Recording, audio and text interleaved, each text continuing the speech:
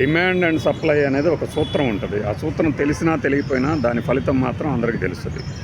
అది ఇప్పుడు అమరావతి రాజధాని రైతుల విషయంలో జరుగుతుంది.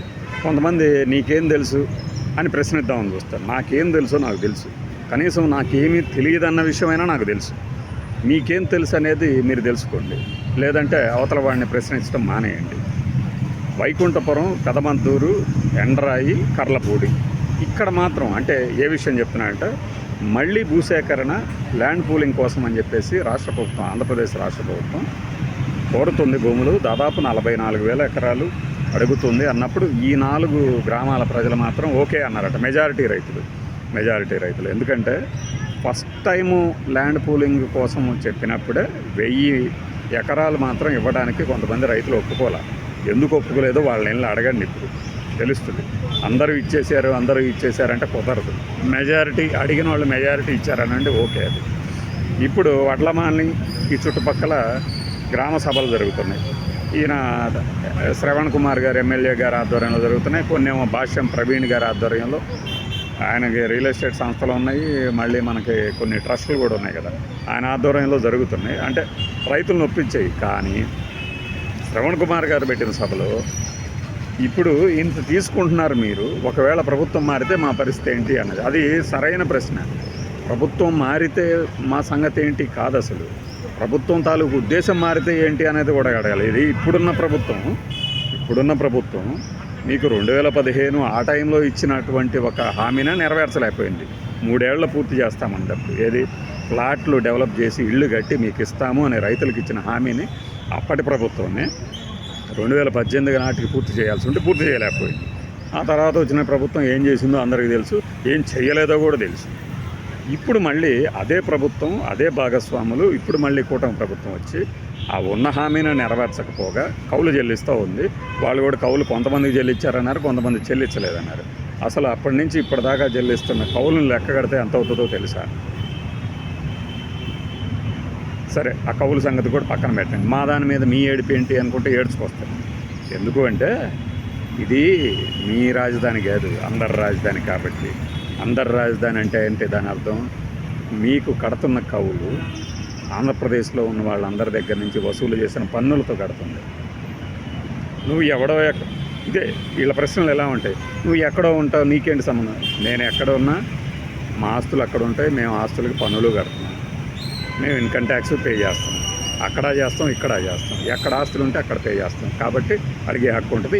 ఈ ప్రశ్నలు వెళ్ళి ఈ సుట్టే పనికిమాలిన ఛానల్ ఓనర్లు ఉంటారే, ఒక 50 ఎకరాలు కొనిపెట్టుకొని దాచిపెట్టుకొని రియల్ ఎస్టేట్ టైంలో అమ్ముకుందాం బాగుపడదాం అని కొన్ని ఛానళ్ళు ఉన్నాయి కదా, వాళ్ళని అడగండి. చంద్రబాబు నాయుడు గారిని కొంతమంది రైతులు మొన్న మే 2వ తారీఖు ప్రధానమంత్రి నరేంద్ర మోడీ గారు రాకముందు కొంతమంది వెళ్ళి కలిశారు.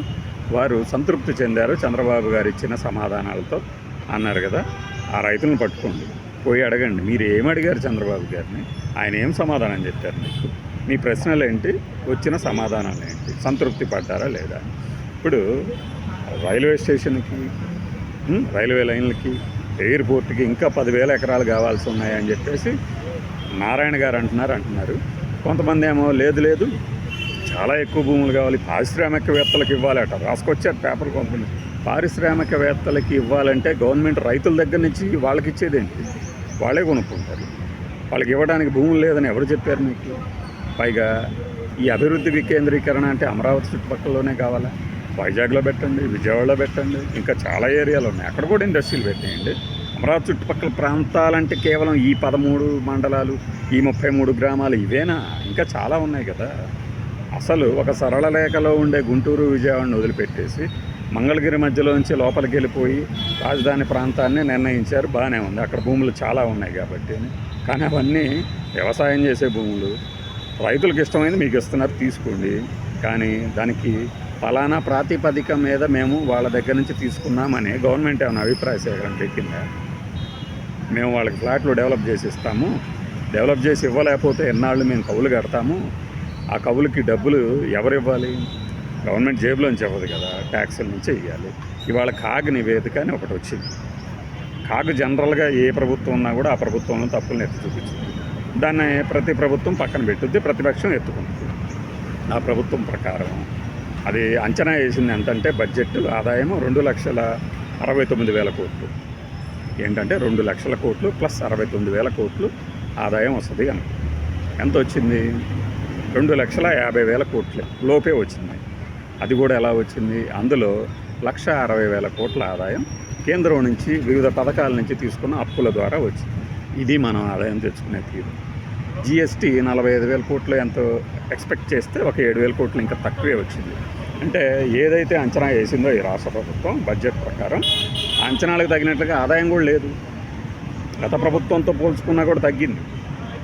మరి వాళ్ళేం విధ్వంసం చేశారు, మీరు అద్భుతంగా చేస్తున్నారు, ఎలా నమ్ముతారు? మరి ఈ లెక్కలు కనబడుతున్నాయి కదా. అప్పులు కూడా 80,000 కోట్ల కింద కాగు చూపించింది. కానీ వాస్తవ అప్పులు అయితే 1,60,000 కోట్లు ఉండవచ్చు. అది ఎందుకు అంటే కార్పొరేషన్ అప్పులు ఇందులో చూపించరు కాబట్టి. మరి మనము అప్పు చేసి అభివృద్ధి చేస్తున్నామా?